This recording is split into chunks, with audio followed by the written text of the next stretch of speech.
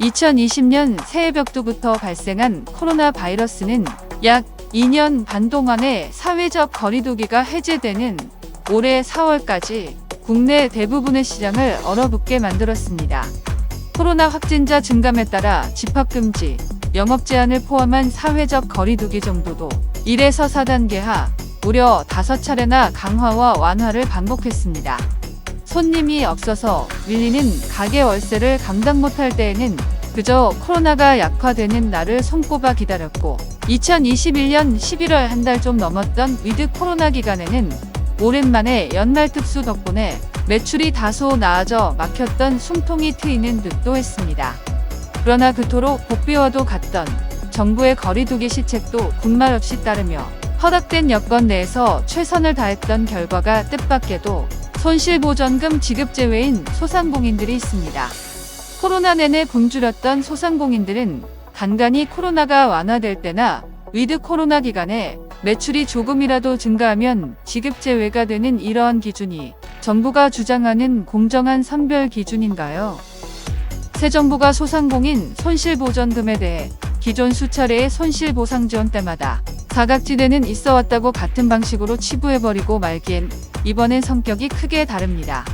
대통령이 대선 전부터 직접 공약한 사안이기 때문입니다. 대통령은 선거 직전 자신의 SNS에까지 1천만 원 보상금액을 공언하면서 표를 구했고 이윽고 국민과의 약속하에 당선되었습니다. 선거를 앞두고 지급되는 재난지원금은 표심에 결정적인 영향을 미치기 마련입니다. 2년 전 총선 직전 집권 여당인 민주당도 전국민 재난지원금을 약속한 바 있었는데 180석을 거머쥔 선거에 압승 후 이를 지켰습니다. 이번 대통령의 손실보전금 공약도 대국민 신뢰가 걸려있는 중요한 약속입니다.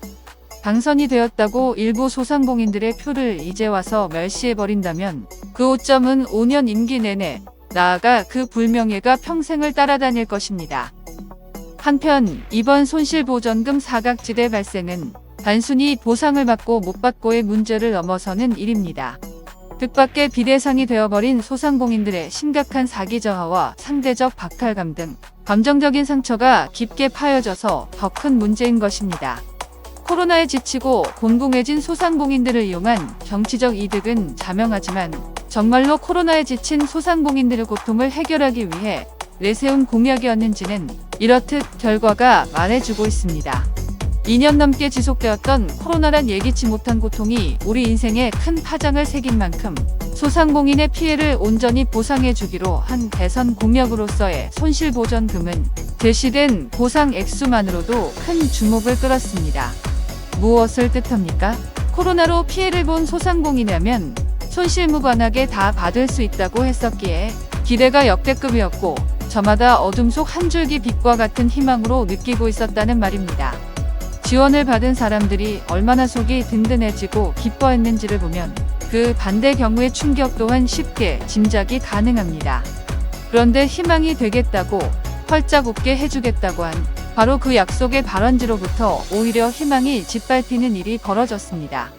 그리고 이젠 뒤도 돌아보지 않고 귀는 틀어막은 채로 앞에 놓인 또 다른 일들만 바라보느라 여념이 없으십니다.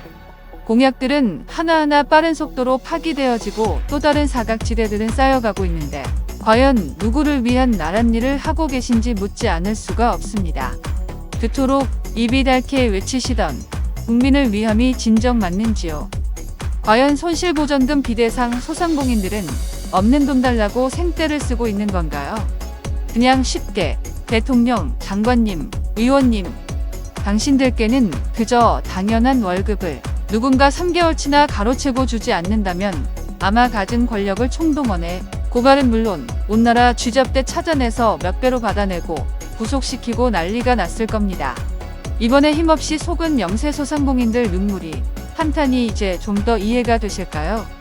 자신이 밀어준 소중한 한 표의 대가가 그만 헛 공약으로 인해 사각지대로 빠지고 말아버린다면요. 생생히 기억하실 겁니다. 이번 대선 역전승 당시의 표 차이는 1%도 아니고 단 0.7%, 24만 표에 불과했습니다. 바로 그 사각지대에 쌓인 표들을 밟고 그 자리에 올라설 수 있었던 겁니다.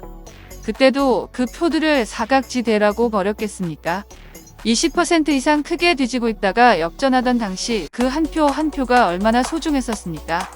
득표율이 올라가고 있던 그때 윤 대통령을 밀어준 유권자들 희망도 함께 오르고 있었습니다. 마침내 대선 승리가 확정되었을 때 윤 대통령 자신의 감격만큼이나 함께 밀어준 소상공인들도 다 같이 환호할 수 있었습니다. 그런데 그때의 그 소중한 한 표를 뼈저리게 후회하는 소상공인들이 여기저기 나타나고 있습니다. 많습니다. 2월 26일 대통령 페이스북에 1천만 원 지원 약속을 공공연히 게시할 때 민주당이 비판한 것처럼 그것은 정말 몇 표임이었습니까? 대통령께서 너무나 간절하게 바라셨던 그 한 표들을 기억해 주십시오. 거기에 어린 희망들을 부디 소홀히 여기지 말아 주십시오. 대통령실에, 중기부를 포함한 각 부처에, 국회의원실에 지금 앉아 계신 그 자리들을 이 소중한 희망들이 바치고 있다는 걸 잊지 말아 주십시오. 결코 쓰고 나서 버려져서도 속여서도 안 되는 하나하나 간절한 희망들이 코로나 기간 동안 앞선 6차례의 소상공인 지원금 제도에서 지급 기준의 허점으로 인해 사각지대가 발생했었지만 기준을 사후 변경한 전례가 없었다 하여 이번에도 똑같이 넘어가는 우를 범치 않기를 바랍니다. 불씨가 그저 꺼지기를 바라기에는 활을 타고 있는 마음들이 너무도 많습니다. 중기부 및 정부는 내부 검토, 추후 논의 등과 같은 상투적인 답변으로 시간을 끌기보다는 비대상된 영세 소상공인들도 빠짐없이 보상받을 수 있는 보완책을 조속히 마련, 실시해야 합니다. 영세 소상공인들일수록 하루하루가 사업장의 존폐가 달려있는 시급한 시간이기 쉽습니다. 중기부에서 그토록 자랑하는 신속 정확성은 그저 컴퓨터 시스템 상의 신속 정확이 아니라 코로나 피해를 입은 소상공인 모두가 빠짐없이 빠르게 보상을 받아 사각지대의 슬픔이 발생하지 않을 때에야 진정으로 신속 정확하다고 할 수 있을 것입니다. 어떻게든 안 주려 하는 정부가 아니라 어떻게든 도와주려 하는 정부이길 바라고 있습니다. 확인 지급과 이해 신청 절차가 기다리고 있습니다.